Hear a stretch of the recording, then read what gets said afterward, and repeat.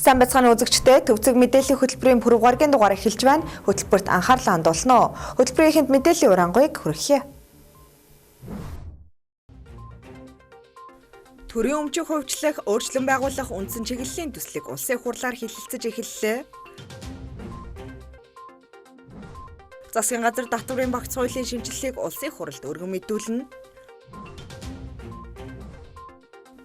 Нэгдсэн үндэсний байгууллагын аюулгүй зөвлөлийн хуралдааны үр дүнг өндрөөр үнэлв.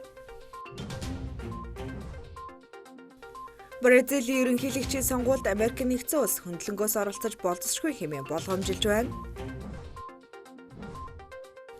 Америк Ирландын хамтын ажиллагааны хэтийн төлөвийг гагцгүй тус арлын оршин суугчдтай хэлэлцэх бодолтой байна.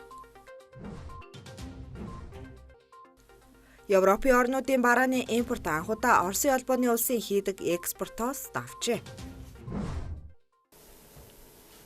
Эхний мэдээ улсын хурлаас 2001-ээс 2022 оны хооронд төрийн өмчийг хувьчлах, өөрчлөн байгуулах үндсэн чиглэлийг 5 удаа баталсан ч хэрэгжилт хангалтгүй буюу 33%-тай гарчээ. Давхарсан тоогоор нийт 115 хуулийн этгээдийг хувьчлах, өөрчлөн байгуулах заалтайч дийлэнх хувь нь хэрэгжээгүй байх тул дээрх үндсэн чиглэлүүдийн хэрэгжилтийг хангуулах чиглэлээр авах арга хэмжээний талаарх саналыг тогтоолын төсөлд тусгасан байна.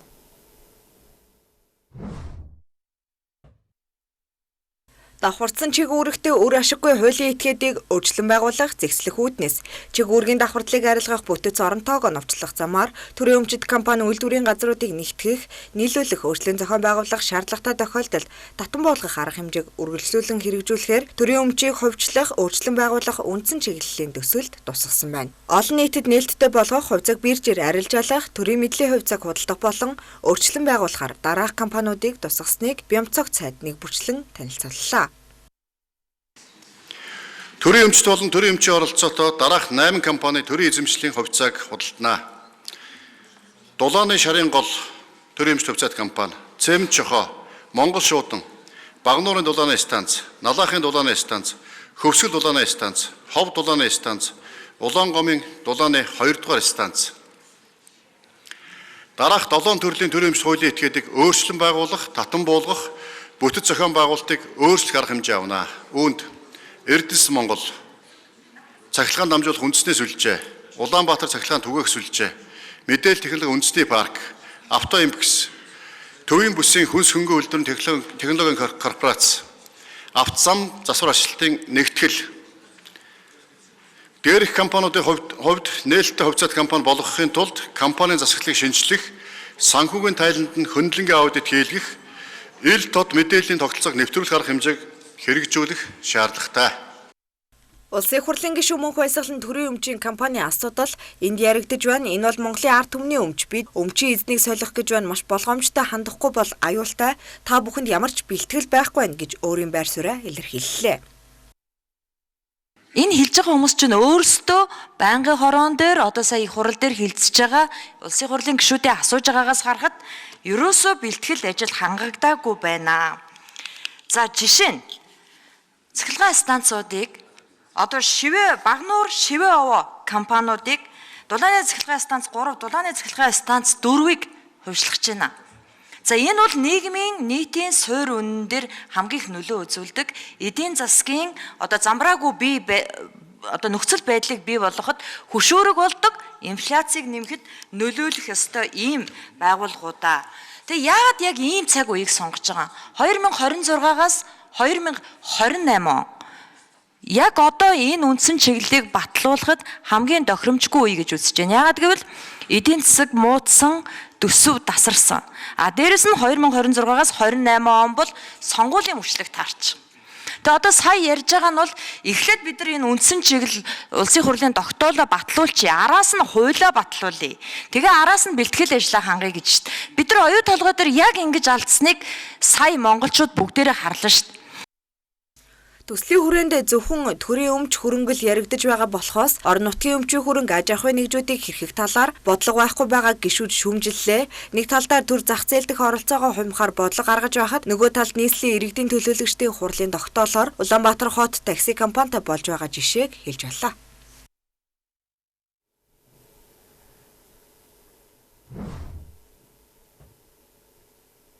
Дараагийн мэдээ эргэн өрхийн орлогыг хамгаалах аж ахуйн нэгжийн татварын ачааллыг бууруулах, татвар төлөлтийг шударга ил тод болгох зорилготой татварын багц хуулийн шинжилгээг засгийн газраас улсын их хурлд өргөн мэдүүлэхээр боллоо.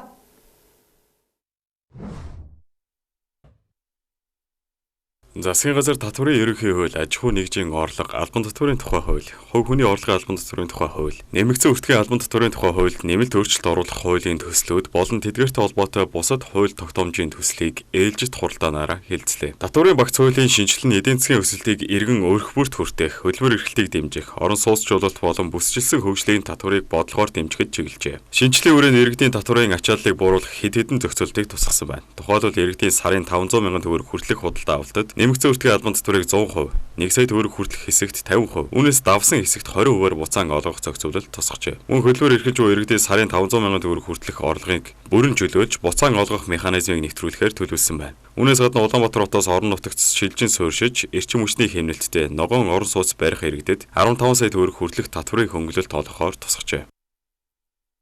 Татвар төлөгчдийн дансыг шууд хааж албадлах хэрэгэлдэг байдлыг халж зөвлөн туслах чиглэл шилжнэ 20-30 мянган жижиг татвар төлөгчдийн дансыг хаалаа гэдэг нэг шалтай төлөгдөж байгаа юм байхгүй байгаа шүү дээ. Яагаад ингэж юмыг дандаа хэтрүүлж мушгиж 20-30 мянгаар наагаал энэ альсвал санаатай ингэж нийгмийн бүхэмдийг төвлөх ажиллагаа юм даа. 100-аад том татвар төлөгчдөр шил танаа том татварын нийт татварын чиглэлийн дийлэн хэмжээ нь байл шүү дээ. Яагаад энэ нагдуултын өр актын өрөнд ялгаж салгадгүй? Яагаад шүүхэн шийдвэр гүүгээр хүний өмч хөрөнгө талдаад байдгийг гэдэг асуудал хүртэл яригдаад шүү дээ. Татвар төлөгчдтэйгээ бусад улсууд татварын байцаагч бол одоо нэгтлэн бод хотголийн зөвлөгчн шиг тийм тусалж дэмжиж ажиллаж тэгээ асуудал хөндлөлийн шийдэхэд тусалж төрцгийн зүгээс ийм нэг эрүүл сарвал механизм бий болох хэрэгтэй.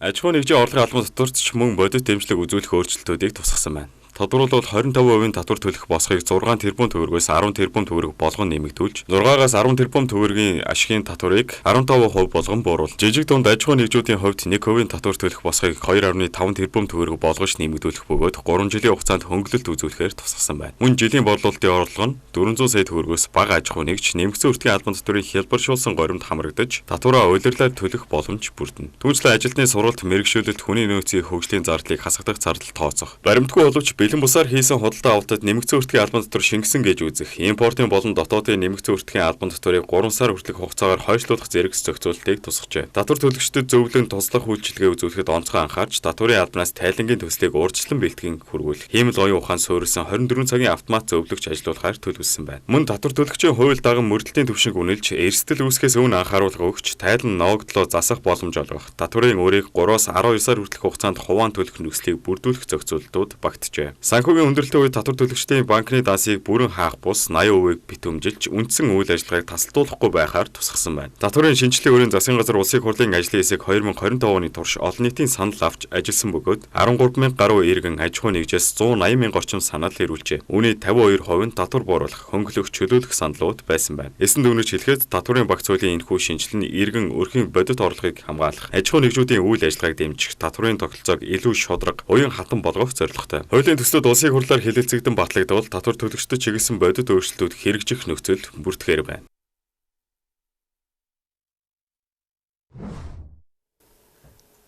Улсын хурлын дарга учрлын санаачилсан чөлөөлийн аянтай уялдуулан зөвшөөрөл нэрийн дор аж ахуйн нэгжүүдийн үйл ажиллагааг удаашруулж гацаадаг тогтолцоог зэгцлэх хуулийн төслийг улсын хурлаар хэлэлцэхэр боллоо. Тус хуулийн төсөл нь бизнесийг эрхлэхэд саад болж ирсэн давхарцсан зөвшөөрөл журам, бичиг баримтыг зэгцлэх эрсдэл багатай үйл ажиллагааг зөвшөөрөлгүйгээр зөвхөн мэдээлэлээр эрхлэх боломжийг бүрдүүлэхэд чиглэж байгаа юм байна. Дэлгэрэнгүй хуулийг давчар булангаар хүлээн авна. Монгол улсын урт хугацааны хөгжлийн бодлого Алсын хараа 2050 засгийн газрын 2024-с 2028 оны үйл ажиллагааны хөлбөрт зах зээлийн чөлөө төрөлтөөнийг дэмжих, бизнес эрхлэх таатай орчныг бүрдүүлэх, төрийн оролцоог оновчтой байлгах зорилтыг тодорхой тусгасан байдаг. Гэвч эдгээр зорилтууд бодисоор хэрэгжихгүй байгаа зөвшөөрлийн тухай хуулийн хэрэгжилтэд хийсэн дүн шинжилгээгээр тогтоогдсон байна. Зөвшөөрлийн тухай хууль нь 2022 онд шинжилэн багтлагдаж, өмнө нь 1000 гаруй тусгай зөвшөөрлийн тоог 381 болгон бууруулсан нь чухал ахиц болсон байна. Гэвч хууль хэрэгжиж эхэлснээс хойш практик, үр дагаврын үнэлгээнээс харахад зөвшөөрөл олголтын зорилго бодитоор биелэхэд саазуулах був олон асуудал хэвээр байгааг тогтоосон юм. Тухайлбал хувь загаагүй атлас салбарын яам агентлаг орон нутгийн байгууллагууд захиргааны хэм хэмжээний акт журам баталж зөвшөөрөл олгох сонгох төдгөлзүүлэх хүчингү болох процессыг дуур мэдэн зохицуулж байна. Судалгаагаар нийт 251 төрлийн тусгай зөвшөөрлийн 122-т нь хууль бус буюу давхарсан зохицуулт үйлчилж байгаа нь илэрсэн. Энэ зөвшөөрлийн тухай хууль заасан зөвшөөрлийн харилцааг захиргааны хэм хэмжээний актаар зохицуулахыг хориглоно гэсэн заалттай шууд зөвшөлдөж байна. Хүн зөвшөөрөл нэртэй биш боловч бизнес эрхлэгээ зайлшгүй шаарддаг бүртгэл дүгнэлт гэрчлэгээ магадлал итгэмжлэл зэрэг баримт бичгүүд бодитоороо зөвшөөрлийн шинжтэй болж зах зээл чөлөөтэй нэвтрэх боломжийг хязгаарлаж байна. Үүний улмаас иргэн аж ахуй нэгжид илүү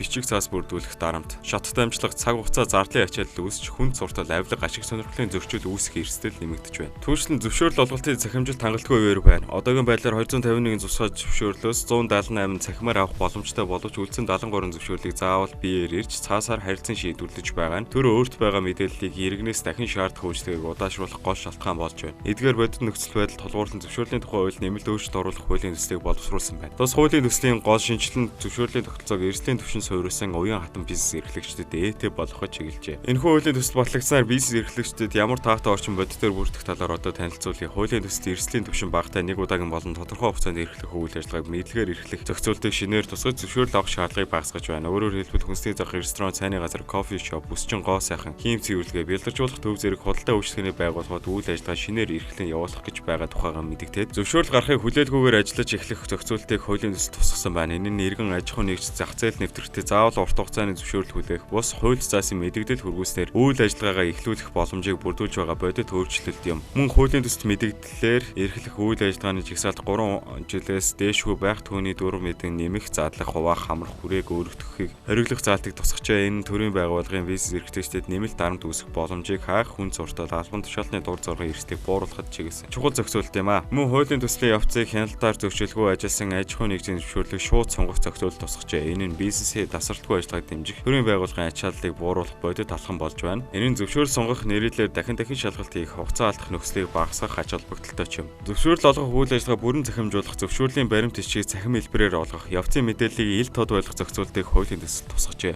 Ингэснээр иргэн аж ахуй нэгж төрд байгаа мэдээллийг дахин бүрдүүлэх шаардлагагүй болж цаг хугацаа зардал бодитоор хэмнэгдэх нөхцөл бүрдэнэ. Энэ нь төрийн үйлчлэгээний чанар хүртээмжийг дээшлүүлэхэд чиглэсэн заалт юм а. Ийхүү улсын хурлаар хилэлцэтгэхээр болсон энэ хуулийн төсөл батлагдсанаар эдгээр зохицуултын үр дүнд зөвшөөрөл олголттой холбоотой авилга ашиг сонирхлын зөрчид хүн суртал үүсэх эрсдэл буурах юм. Улмаар дотоодын болон гадаадын хөрөнгө оруулалтыг дэмжсэн өрсөлдөөнт чөлөө зах зээлийн эдийн засгийн суурь бэхжих эрх зүйн орчин бүрдэнэ гэж хуулийн төслийн ажилтны хэсэг төвлөжээ.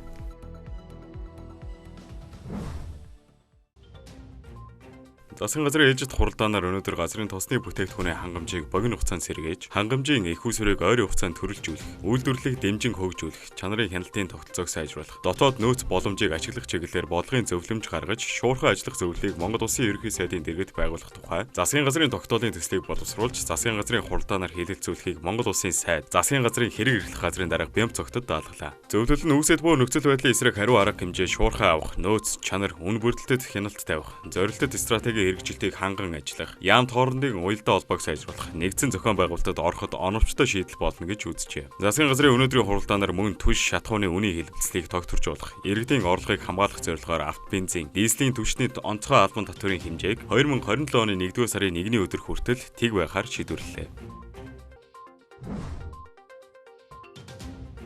Монгол Улсын засгийн газрын 2025 оны 121-р тогтоолоор газар эзэмших, ашиглах эрхийн гэрчлэгээ олгох журам шинжилэн батлагдсан. Энэхүү журам заасны дагуу газар эзэмших, ашиглах эрх шинээр олгох, газар эзэмших эрхийн гэрчлэгийг бусдад шилжүүлэх, газар эзэмших, ашиглах эрхийн гэрчлэгээний хугацаа сунгах, газар ашиглалтын зориулалт өөрчлөх, эзэмшил, газрын хэмжээ, байршил өөрчлөх, нэгж талбар нэгтгэх, хуваах, газрын эрхийн төрөл өөрчлөх, сервитут бүртгэл гэх мэт газартай холбоотой 27 төрлийн эргэн хуулийн этгээдийн хүсэлтийг авдаг болоод байгаа юм. Хүсэлтийг газрын цахим систем газар говь цэгээмэн гар утасны аппликейшн газраар хүлээн авч холбогд хууль заасны дагуу төрөлдлийг төрлөөс хамааран 1-5 хоногийн хугацаанд шийдвэрлэхээр зохицуулсан байна. Тэгвэл энэ сарын 31-ээс эхлэн газар авах хүсэлтийг шийдвэрлэж дарааллын дагуу олгож эхлэхээр болжээ. Харин иргэдээр дурдсны дагуу газар авах хүсэлтээ цахимаар өгөх юм. Өгсөн хүсэлтийн дагуу газар зохион байгуулалтын төлөвлөгөөнд туссан байршлууд дээр хүсэлт ирүүлсэн дарааллын дагуу газар олгох юм байна.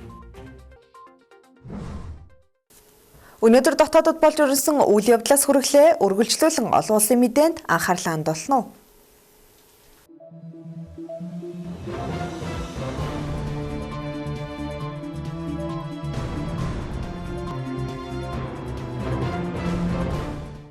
Самбай цагаан үзэгчтэй оройн төргий төвцөг мэдээллийн хөтөлбөрийн пүрэв гарагийн дугаар олон улсын мэдээгээр үргэлжилж байна. Эхний мэдээ хүргэе. Венесуелийн гадаад харилцааны сайд Иван Хил Пинто тус улсын хүслээр хийсэн нэгдсэн улсын байгууллагын аюулгүй зөвлөлийн хуралдааны үр дүнг өндрөөр үнэлсэн байна.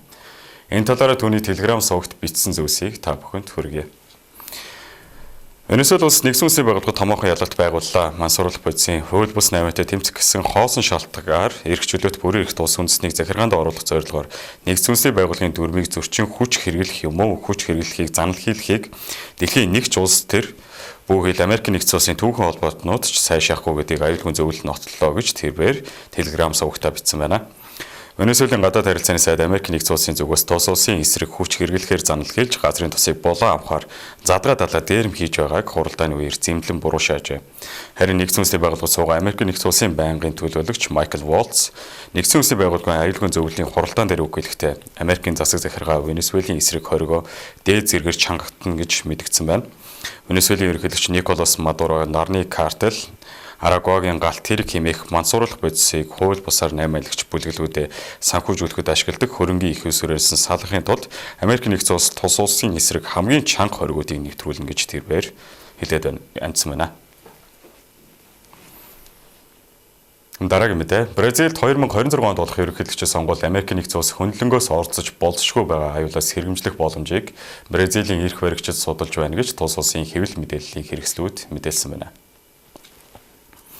Америкийн засаг захиргаа Бразилийн ерөнхийлөгч Jair Bolsonaroтой ойрхон үзэл бодолтой барууны сөрөг хүчний нэр дэвшигчийг илээр дэмжиж магадгүй хэмээн тус улсын одоогийн ерөнхийлөгчийн ойрын хүрээлтийн түвшинд үзэж байгаа юм байна.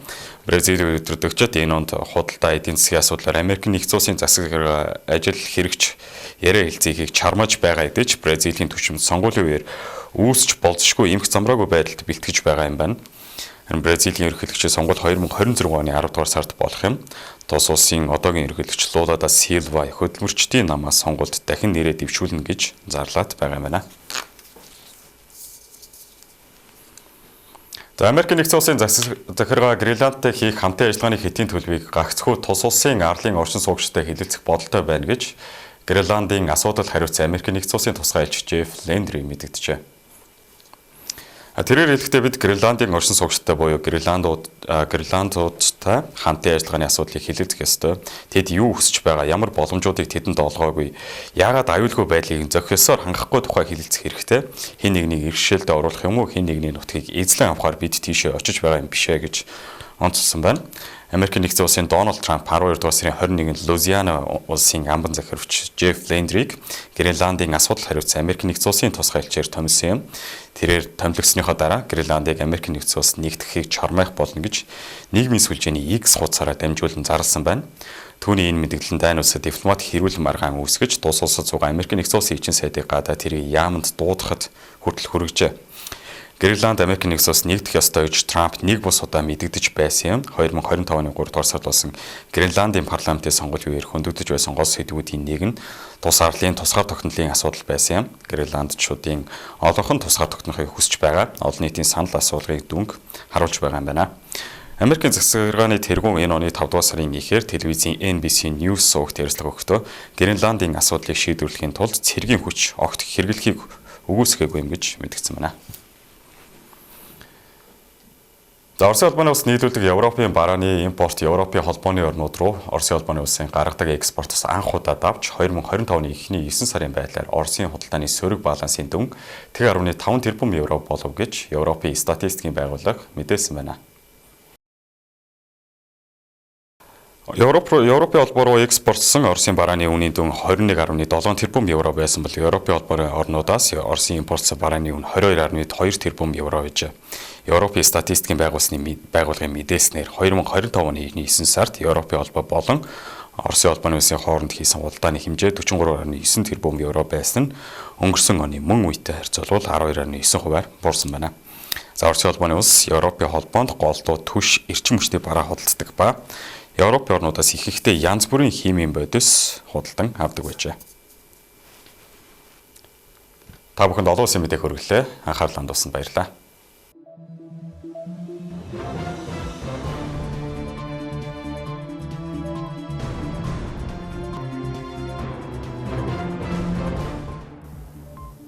Төвцөг мэдээллийн хөтөлбөрийн пүрэв гарагийн дугаарыг хүргэлээ. Анхаарлаа хандуулсанд баярлалаа. Баяртай.